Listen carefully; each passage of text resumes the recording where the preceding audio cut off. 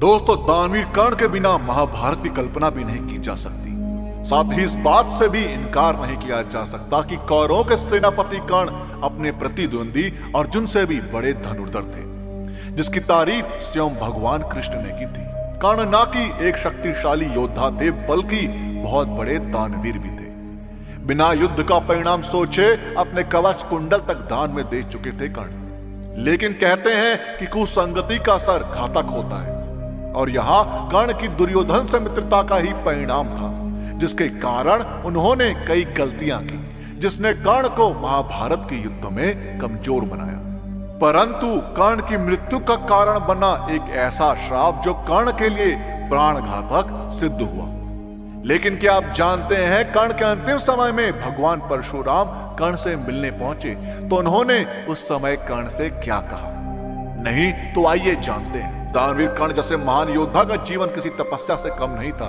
कर्ण को ऐसे कई कर्मों का परिणाम भी भोगना पड़ा जिसमें उनकी कोई गलती नहीं थी, लेकिन फिर भी अनजाने में हुए कर्म और दूसरों की भलाई के कारणवश उन्हें 3 श्राप मिले, जो प्राण घातक हुए और उन्हें महाभारत के निर्णायक युद्ध में अर्जुन के हाथों वीर गति प्राप्त हुई। अब आपको बता दें कि कर्ण को जो 3 श्राप मिले थे, उनमें से 2 श्राप 2 ब्राह्मणों ने दिए थे। यह दोनों श्राप उन्हें अनजाने में बाण चलाने से मिले थे। इसके अलावा तीसरा श्राप उन्हें भगवान परशुराम ने दिया था।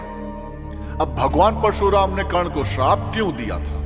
दोस्तों, कर्ण को परशुराम ने श्राप क्यों दिया, इसका उत्तर महाभारत की ही एक कथा में मिलता है। कर्ण जब धनुर्विद्या सीखने के लिए गुरु द्रोणाचार्य के पास पहुंचे तो उन्होंने कर्ण के सूत पुत्र होने की वजह से उन्हें शिक्षा देने से मना कर दिया। अब कर्ण इससे निराश होकर भगवान परशुराम के पास पहुंचे।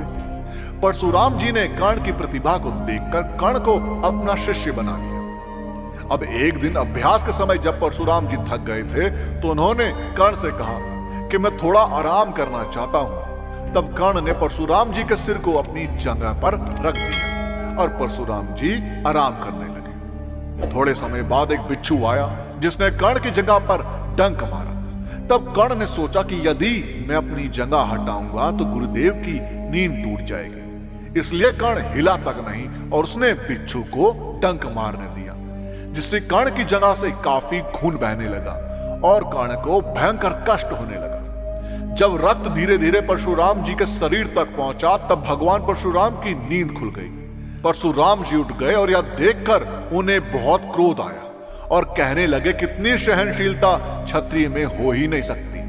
तत्पश्चात वे क्रोधित होकर बोले, तुमने मुझसे झूठ बोलकर ज्ञान प्राप्त किया है, इसलिए मैं तुम्हें श्राप देता हूं कि जब भी तुम्हें मेरी दी हुई विद्या की जरूरत होगी उस समय तुम्हें वह काम नहीं आएगी। दरअसल भगवान परशुराम क्षत्रियों को ज्ञान नहीं देते थे, वे कर्ण को ब्राह्मण पुत्र जानकर ही ज्ञान दे रहे थे। ऐसे में क्रोधित होकर उन्होंने कर्ण को श्राप दिया और अंत में महाभारत के युद्ध के दौरान जब कर्ण और अर्जुन के बीच युद्ध चल रहा था तब परशुराम जी की दी हुई विद्या को कर्ण भूल गए।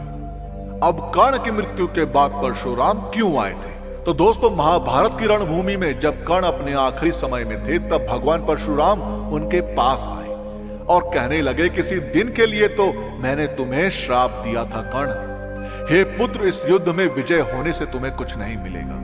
यदि वासुदेव कृष्ण के होते हुए भी तुम विजय हो गए तब भी कंगाल हो जाओगे, इसलिए तुम तो लेने के लिए प्रसिद्ध नहीं हो बल्कि तुम तो देने के लिए प्रसिद्ध हो। अपने भाग्य से संधि कर लो पुत्र। हे पुत्र, मेरे आशीर्वाद की छाया में आओ और याद रखो, मृत्यु लोक हो चाहे स्वर्ग लोक, जब भी वीरों महावीरों की सभा में तुम्हारा नाम लिया जाएगा तो सब वीर खड़े होकर तुम्हारे नाम की जय जयकार करेंगे। यह थी भगवान परशुराम के द्वारा कर्ण को मिलने की श्राप की कथा।